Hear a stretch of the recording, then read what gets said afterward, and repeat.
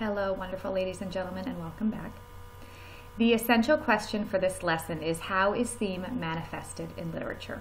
And if you recall, theme is not something that an author directly states. It's something that you have to infer based on the actions of the characters and the actions that the characters make with regard to the plot. So today we're going to talk about theme, and we're going to understand what tragic flaw is regarding theme. All characters have a tragic flaw, especially in Shakespeare, and we're going to talk about how that relates to the theme. So as you guys know, our play is a tragedy. We've talked about this a bit. A tragedy is the presentation of serious and important actions that end unhappily. Our play doesn't end happily. Both die. We've talked about this. We've talked about all the deaths in the play. This is a tragic play.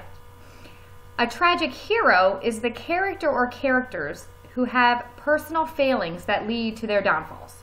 So both Romeo and Juliet are tragic heroes, that they have these flaws that lead to them being killed in the end. So this tragic flaw is an imperfection that leads the otherwise noble hero to make choices that doom him or her to a tragic end. For example, a tragic flaw could be excessive pride, it could be ambition, it could be rebelliousness, impulsiveness, or passion. So some of those things that lead to people's downfalls. You guys, some of you read last year a few books in Mrs. Riegard's class where Ponyboy was a little rebellious in The Outsiders, and his rebelliousness led to some conflicts, and ultimately there were deaths in that book as well because of rebelliousness. So if you guys can make a connection with that. But a lot of the movies you'll see, books you've read, have these characteristics that eventually lead to their downfalls. Have you ever acted impulsively?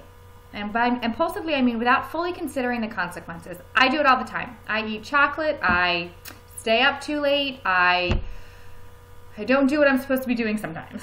And unfortunately, I have negative consequences because of that. So have you ever acted impulsively and then had some consequences? Think about that for a couple of minutes, seconds. So based on your reading of the play so far, I'm going to make a statement. The tragic flaw shared by Romeo and Juliet is impulsiveness. To be impulsive means doing things without considering the dangers first. Where in this play have you seen Romeo and Juliet become impulsive? Think about Act 1 and think about Act 2. Where have you seen them be impulsive? Okay?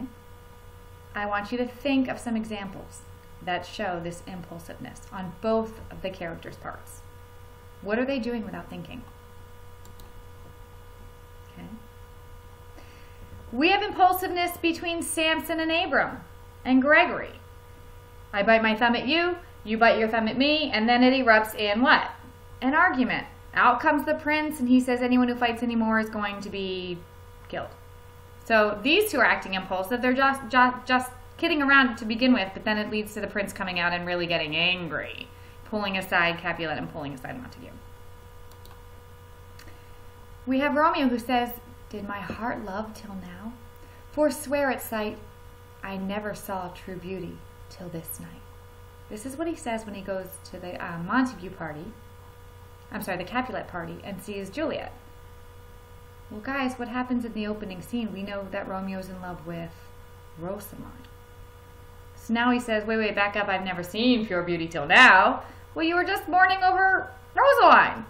He's completely impulsive. We also have Juliet says, "3 words, dear Romeo, and good night indeed." This is at the balcony scene.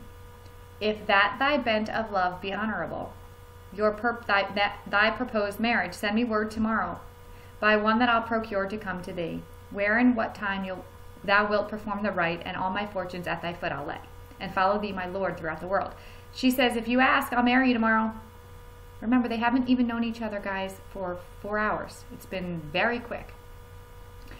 And then Friar says in Act 2, Scene 3, "But come, young waverer, come go with me. In one respect I'll thy assistant be. For this alliance may so happy prove, to turn your household's rancor to pure love. even the friar now is acting impulsively, saying, if I marry you, maybe your houses will unite and be friendly. So we have Romeo so far, we have Juliet, we have Friar Lawrence, and then we have Samson and Abram being impulsive.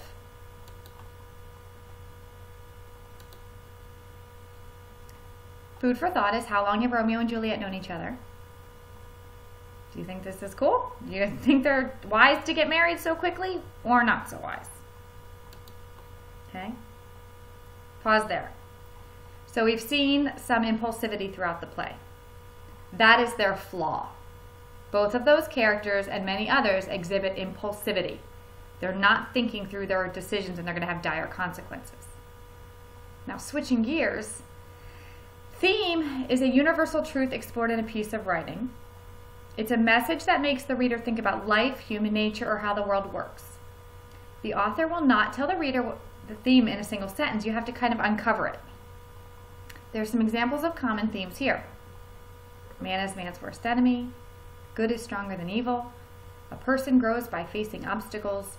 Enjoy life now because we all die too soon. Love conquers all. And treat others the way you want to be treated. However, I'm going to give you guys a key for the rest of your lives. And if you can remember this, you'll thank me in high school. In a tragedy, the theme is the reverse of the tragic flaw. So if we know Romeo and Juliet's tragic flaw is impulsiveness, what's the opposite of impulsiveness? And that would lead to the theme of this play. What's it mean if you're not impulsive, you're being what? If you're not rushing through things, then you're thinking through things cautiously. And that is known as moderation. So the theme, or one of the themes in this play, is moderation. Again, in literature, the theme is the reverse of the tragic flaw. And we said the tragic flaw of Romeo and Juliet is impulsivity. The opposite of that is moderation, when you do something thinking well through it. I was dating my husband for 7 years before I married him. I did it moderately, okay? We didn't rush like Romeo and Juliet, okay? So which character in the play is the voice of reason? And I give you a hint there, but although Friar Lawrence decides to marry them quickly, he often says comments to them that display moderation. Okay? Romeo says, let us hence, I stand on sudden haste. And Friar says, wisely and slow, they stumble that run fast. We talked about this Monday in class. Slow down, Friar Lawrence says to Romeo. You're going to stumble if you run too fast. You'll fall. And eventually they do. They wind up dead. And then Friar's famous quote, which again we talked about on Monday, these violent delights have violent ends. We talked about fire and gunpowder. As they kiss, they consume. Even the sweetest honey is loathsome in its own deliciousness, and in the taste confounds the appetite. Meaning, if you eat too much sugar or too much honey, you get sick. So it's great in small doses, but too much is too much. It'll make you sick. Same thing. Be slow.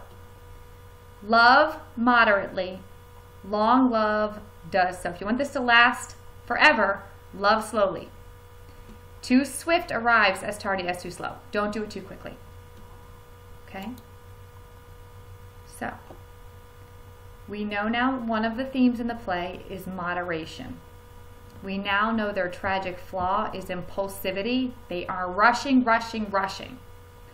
As you read the play, think about the things that happen too quickly without thought, impulsiveness, and think about the person who is the voice of moderation. Think about the people who speak now moving forward who are moderate. How would moderation benefit them in the long run? Obviously, it wouldn't be as good a play. Shakespeare knows this. He's so good. But think about this as you read. I know this is a long video. Hope you enjoyed it. Bye.